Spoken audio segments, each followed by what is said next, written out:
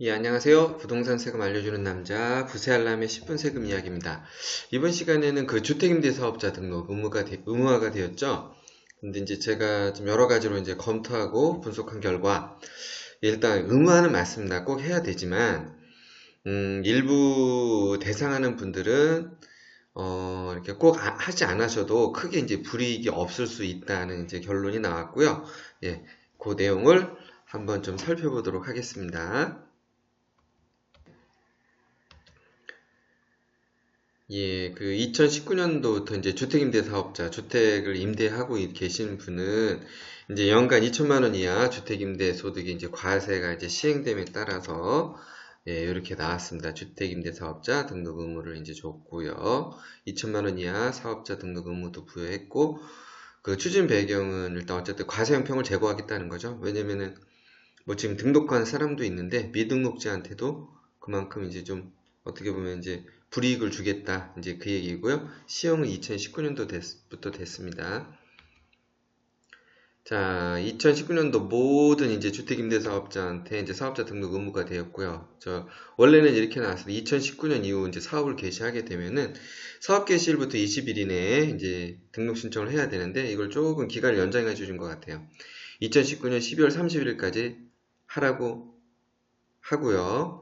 그리고 2019년 이전, 예, 작년에 이제 어쨌든 주택임대 사업을 개시를 했으면은 좀 약간 모르겠어요. 이거 유예 기간을 뭐 줬다고 봐야 될 것 같고요. 2019년 12월 31일까지 이제 등록 신청을 예, 요 내용은 제가 이제 별도 그러니까 영상으로 이제 달아놨으니까 한번 참고해 보시고요. 자, 한번 내용을 한번 보죠. 이제 주택임대사업자는 이걸 지금 이제 이번에 개정되면서 명확했다는 거죠. 이제 이게 원래 이제 원칙이 된 거예요. 필요경비 50% 적용, 공제금액 200만 원. 200만 원은 물론 이제 그 다른 소득 2천만 원 이하일 때, 예, 이거는 이제 미등록 사업자, 그리고 등록 사업자한테는 그만큼 좀 더 혜택을 주겠다. 이제 이 내용으로 이제 발표가 됐고요.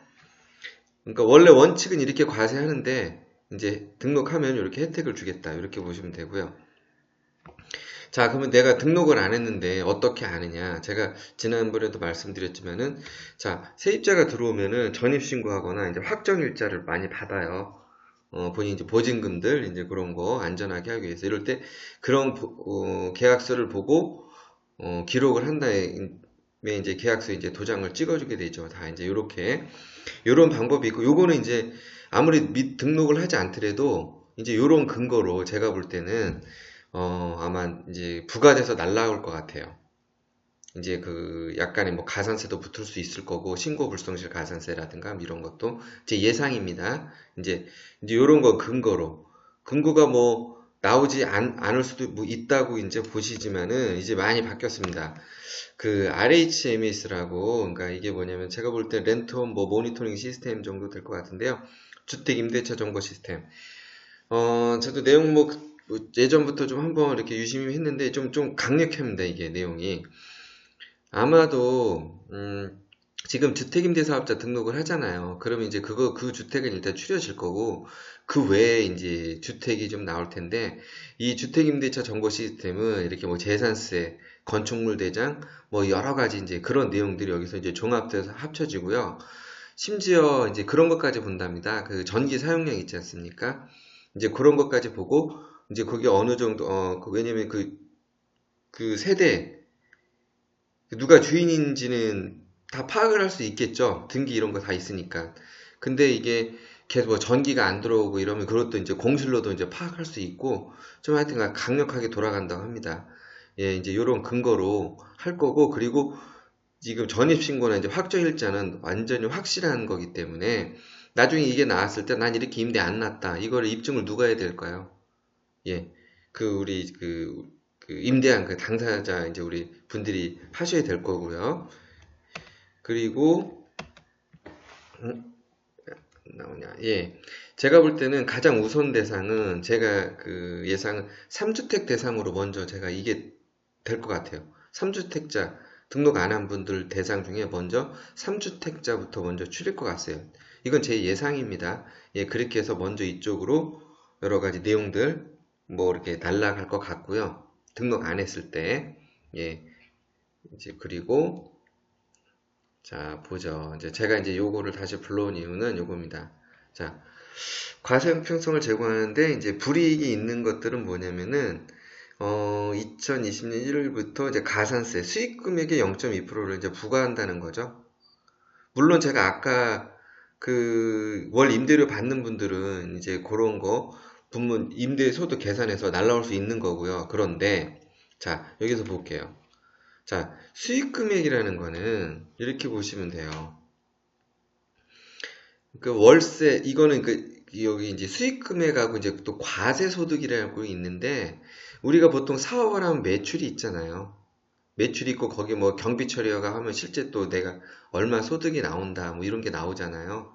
예, 그것처럼 이 수익 금액은 아마 여기서는 이제 그렇게 보시면 될 것 같아요. 그럼 뭐 경비 처리 안 하고 진짜 수익 금액. 그 얘기는 뭐냐면은 월세 10원이라도 받으면은 연소득 120원이 돼도 이거 수익 금액이거든요. 요거에 0.2% 부과하겠다. 예, 요 내용으로 보시면 되고요. 미등록 시에는 자, 그런데 자, 2주택 소유자는 2주택 소유자 같은 경우는 예를 들어서 보증금만 받게 되면 월세가 없으면은 이분들은 어떻게 수익 금액이 없어요. 없는 게 돼요. 한번 볼까요? 자, 이분들의 이제 간주임대료 이렇게 계산하는 게 있는데 제가 지난번에 간주임대료 올려놓은 건 있습니다. 근데 제가 그거는 그냥 단순한 내용을 올려놨고 제가 간주임대료 이제랑 그 할 거는 뭐냐면은 연간 그럴 수 있잖아요. 임대인이 바뀔 수도 있잖아. 임차인이. 그럴 때 간주임대료 또 어떻게 계산하는가 이제 그런 내용도 제가 올려드릴 거예요. 계산 방법들. 여기서 보면은 이제 그 비소용주택이라고 임대보증금이라고 그랬는데 뭐냐면은 소용주택이 아니라는 거죠. 지금 현행도 작년까지는 전용면적 60제곱미터 이하 기준지가 3억 이하는 소용주택으로 해서 과세 대상에서 제외해 줬습니다. 자, 과세대 제하가 뭐냐면은 이거에 해당하면 아예 임대주택수에도 포함이 안 해줬고요. 설령 그 다른 주택이 많아서 얘가 임대주택 수에 포함이 되더라도 그 간주임대료 보증금에 넣어주질 않았어요. 그러니까 넣지는 않았어요. 그만큼 혜택을 줬던 거죠. 자, 그리고 이제 개정된 게 올해 이제 전용 40제곱미터 이하 기준시가 2억 이하 이제 소형주택으로 됐고, 요런 주택을 제외한 임대보증금에 대해서 3억 원을 빼고 뭐 60%를 공제하고 이자 상당액을 이제 뭐 곱하면은 이제 이게 여기서는 그 보증금을 받았을 때 이게 수익 금액이 되거든요. 자, 이럴 경우에는 수익 금액의 근거가 없죠. 이제 뒤에 말씀드리지만은 어쨌든 이런 분들은 이제 그 뭐 그렇게 불이익이 없다는 거죠. 등록을 하지 않게 되더라도 그러니까 전세식으로 이제 보증금만 받게 되면은 예, 그러니까 전세 보증금 이 경우에선 수익 금액이 없게 됩니다. 자, 그러면 자, 이제 사업자 등록 의무자에 해당되나요? 자, 원칙은 모든 임대하는 분은 예, 사업자 등록 의무자에 해당이 됩니다. 예, 일단 해당이 되고요. 이 부분은 이제 그 사업자 등록 관련해서는 예, 지금 여기 이제 직접 방문 신고나 렌텀 등록하는 거 한번 그 필요하신 분은 한번 좀 참고해서 보시고요. 자, 그런데 자, 사업자 등록을 하지 않아도 되는 경우라고 제가 했는데, 이 얘기보다는 등록하지 않아도 굳이 이제 가산세나 이런 거 아직 크게 불이익은 없다. 예. 일단 가장 먼저 접근할 수 있는 건 1주택자죠. 예. 참고로 주택임대사업은 부부 합산입니다. 주택수는. 임대 등록을 하건 안 하건 부부 합산입니다. 근데 부부가 있죠. 부부가 있고 자녀가 10명 있어요. 근데 그러니까 자녀들이 있죠. 같은 세대예요. 자녀 10명이 각각 주택을 가지고 있어요. 그런데 이 자녀가 같은 세대에 있더라도 만약에 그걸 임대주택 하잖아요. 그럼 그 자녀는 그냥 1주택자에 해당이 돼요. 이게 제가 나중에 다룰 내용이고요. 그거는 결론은 이제 부부 주택수는 합산된다는 거예요. 등록주택은. 임대주택에 한해서는 이제 아까 제가 뭐 자녀권은 별개로 이렇게 본다 이렇게 보시면 되고, 자 볼게요. 자 1주택 같은 경우는 제가 이제 부부합산이라고 그랬죠. 기준시가 이제 9억 이하 같은 경우는 그 월세 소득이나 뭐 그러니까 보증금 당연히 비과세 되고요. 비과세 되지만 이제 9억을 초과하는 경우는 과세 대상에 해당이 돼요. 월세 소득 같은 경우는. 근데 9억 초과해도 보증금은 또 과세 소득 이제 대상에 해당되지 않고요. 한번 볼게요. 자, 고가주택 9억 이하 초과가 아니라 9억 이하 가지신 분들이 이거 한 채만 있다는 전제입니다. 이분들은 월세를 뭐 받고 있어도 등록하지 않아도 아무런 불이익이 없어요. 전세를 하고 있어도 등록하지 않아도 아무 불이익은 없다는 거죠. 자, 그러니까 그 얘기는 뭐냐면은 이게 좀 논란일 수도 있는데 월세 1,000만 원을 받아도 이분들은 그 등록 의무가 없습니다. 근거가 없고요. 그리고 보증금을 전세를 30억을 받아도 의무가 없다는 거죠. 왜? 9억 이하 같은 경우는 여기서 이제 어떻게 수익 금액이 근거가 없는 거예요. 이거는. 그리고 만약에 이제 9억 초과다. 자, 이런 분들은 9억 초과가 되면은 월세를 10원이라도 받게 되면 이분들은 등록 의무가 생기는 거예요. 등록 의무가 생기고, 물론 주택을 임대하면 원칙은 다 등록하는 거라고 제가 말씀드렸어요. 원칙은 그런데 이건 등록 의무 하면서 어쨌든 과세 대상일 때 해당이 되는 거예요.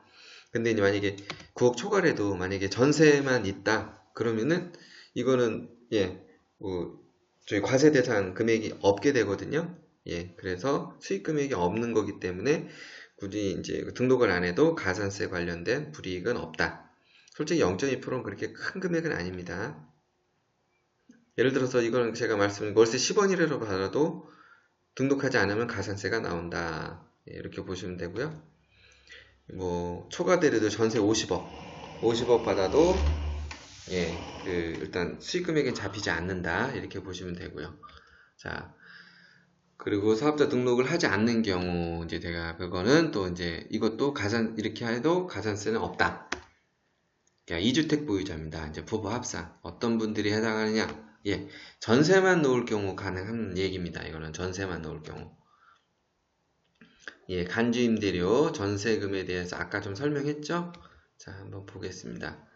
같이 불러왔는데, 일단 먼저 이 내용 보죠. 만약에 1주택, 2주택이죠, 부부간에. 그리고 하나의 주택을 만약에 전세를 놔도 2주택이죠. 자, 이렇게 간주임대료는 일단 3주택 이상부터 과세합니다. 그래서 이거 할 근거가 없는 거예요. 그래서 이거 등록을 안 해도 뭐 가산세를 받을 근거도 없는 거고, 그래서 이거 굳이 등록 안 해도 크게 뭐 불이익이 없다는 겁니다. 이렇게 이 경우에 전세만 받을 경우. 물론 2주택에서 두 개 다 전세를 놔도 크게 이제 그 임대소득세 낼 것도 없고요. 크게 불이익이 없다는 겁니다. 자, 그리고 이분들이 가지고 있는 게, 자, 여기서 볼게요. 소형 저가주택. 만약 이걸 가지고 있다. 이거를 가지고 있는데, 요놈들을 다, 얘는 그 주택수에서 일단 빼주거든요. 3주택 조건에서. 먼저. 자, 근데 이거를 10채를 가지고 있어도, 이건 주택수에 포함이 안 되기 때문에 다 전세를 놓고 있으면은, 좀 아이러니하지만은, 다 전세를 놓고 있어도, 일단 그 사업자 등록을 하지 않아도 일단 뭐 불이익이 없게 됩니다. 자, 그런데 여기서 하나라도 월세 10원이라도 어디서 받게 되면은 등록해야 되고요. 그래야지 뭐 가산세나 이런 거 안 나오고요. 그리고 만약에 이걸 다 전세로 하게 되면은 제가 의무가 없다는 게 아닙니다. 의무는 있대. 근데 하지 않아도 크게 이제 불이익은 없다는 겁니다. 그리고 다음으로 그리고 맞아요. 이제 요런 주택들이 혹시 이제 이러다가 기준시가가 오를 수 있거든요.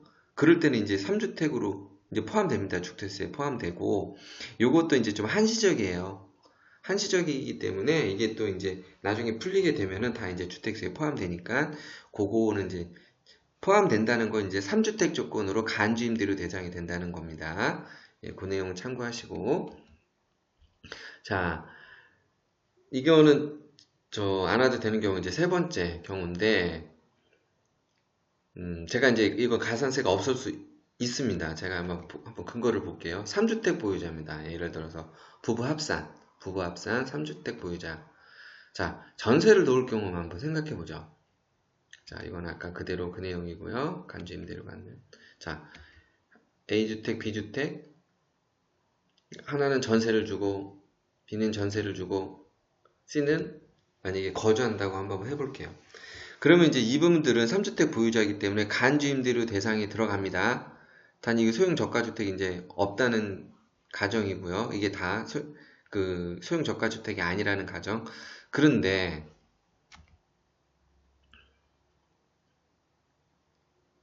제가 이제 요거 하나를 넣은 거는 이건 나중에 설명드릴게요. 그런데 한번 일단 보세요. 이분들 같은 경우는 자, 그 사업자 등록을 안 하게 되면은 어쨌든 여기서 간주임대료 이거는 어떻게 보면 수익금액이라고 볼 수 있는 거예요. 이분들은 간주임대료 이제 계산에 들어가기 때문에. 그런데 이 전세금이 만약에 1억? 1억이다. 2억이죠. 3억 빼면 없거든요. 근거가. 이것도 수익금액이. 근거가 없어질 수 있다는 겁니다. 그렇기 때문에 뭔가 제가 볼 때는 이런 분들도 크게 어떤 그 불이익은 없을 수 있다는 거죠. 이런 간주임대료 대상에 이제 3억 원 보증금 합산이 3억 원 이하면은 이런 분들도 크게 일단 전세만 있을 경우에 왜 소득세가 난을 내올 근거가 없기 때문에 크게 이제 불이익은 없다는 거죠. 그런데 참고로 이제 제가 이제 뭘 설명하려고 했냐면은 이분들이 이제 3주택 분들이 자 요놈 있죠?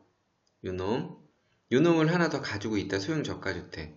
자, 근데 어쨌든 이렇게 돼도 이분들은 4주택자가 아니라 어쨌든 이래도 3주택이라는 거예요. 얘가 있어도 어쨌든 3주택에 해당이 되기 때문에 간주임대료 대상이고 제가 무슨 말씀을 드리려고 그러느냐면은 여기서 만약에 보증금을 5억, 10억을 받아도요. 요놈은 이 간주임대료 합산 대상에 해당되지 않습니다. 제가 그거를 설명드리려고 했던 거고요. 이런 분들이 이렇게 또 이걸 뭐 5억, 10억을 다 받아도 간주임대료 대상에는 그 나중에 소득세 그 근거 대상인 간주임대료 대상에는 해당되지 않습니다. 제가 그 말씀을 드리려고 하는 거고요. 자, 이러다가 하여튼 이분은 이제 월세 조금이라도 받으면은 물론 이 경우는 이제 100% 내야지 불이익이 없는 거고, 자, 전세 같은 경우도 제가 경우에 따라서 해야 되는 경우가 있고 크게 지금 이 계산법에 따르면은 크게 등록을 하지 않아도 크게 불이익은 없을 수 있다. 예, 이 얘기입니다. 제가 말씀드린 내용을 일단 참고로 이제 보시고요.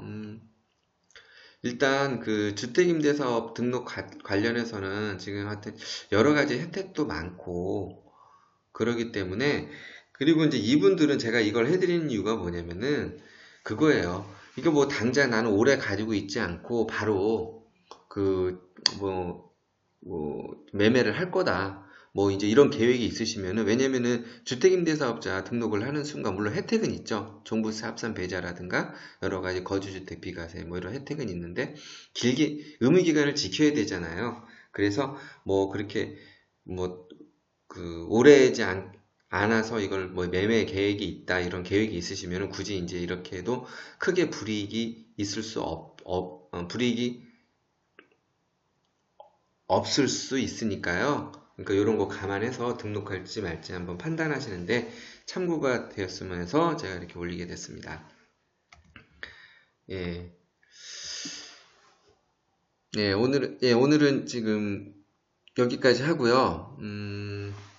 일단 그 사업자 등록 관련해서는 제가 주택임대사업자 관련해서는 계속적으로 좀 내용을 올려드릴 거예요. 그리고 이제 가급적 이제 거주주택 비과세 조건 그거에 대해서 지금 여러 가지 틀린 얘기들이 좀 많이 있는 것 같아서 그걸 제가 좀 확실히 정리하고 그 개념을 잡고 일단 한번 어느 정도 나올지 그 양도세 나중에 향후에 그런 것도 한번 같이 사례를 들어서 한번 예상을 해보도록 하시죠. 예. 그러면 다음 시간에 뵙겠습니다. 부세 알람의 10분 세금 이야기였습니다. 예. 좋아요, 추천, 구독도 좋습니다.